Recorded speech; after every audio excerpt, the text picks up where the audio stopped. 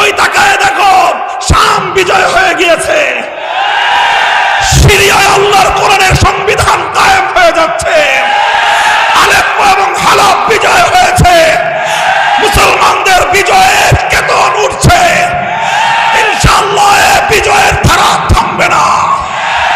শেখ হাসিনা পালিয়েছে, বাশার আল আসাদ পালিয়েছে, ঘনি পালিয়েছে, সমস্ত কাফেরদের দালালরা মুসলমানদের ক্ষমতার মসনদগুলো ছেড়ে দিতে বাধ্য হবে।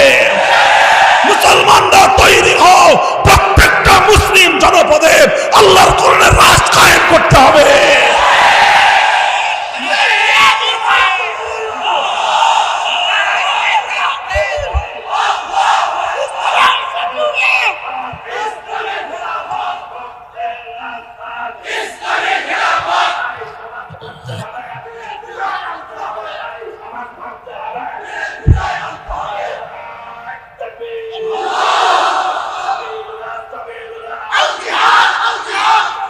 মুহতারাম হাজিরিন, আজ এই কথাগুলো আমি এজন্য বললাম, আমি শুরুতেই বলেছি রাষ্ট্র রাজনীতিকে বাদ দিয়ে আপনি ঘরের মধ্যে পরিপূর্ণ ইমানদার থাকতে পারবেন না।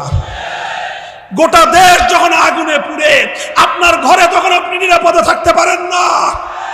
গোটা মহল্লা যখন আগুনে পুড়ে সরকার হয়ে যায়, আপনি এসি ছেড়ে দিয়ে এয়ার কন্ডিশনের মধ্যে আপনার ঘরে শান্তির ঘুম আপনি ঘুমাতে পারবেন না।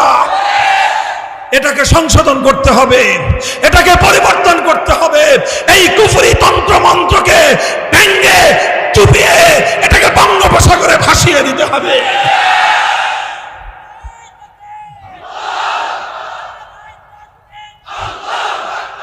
এখন একটা সময় এসেছে, দিকে দিকে শুনিয়া হাকিছে আজান, নয়া জামানার নয় বেলাল।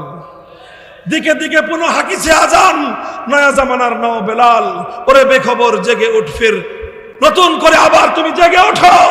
ওই তাকায় দেখো শাম বিজয় হয়ে গিয়েছে, সিরিয়ায় আল্লাহর কোরআনের সংবিধান কায়েম হয়ে যাচ্ছে, আলেপ্পো এবং হালাব বিজয় হয়েছে, মুসলমানদের বিজয়ের কেতন উঠছে।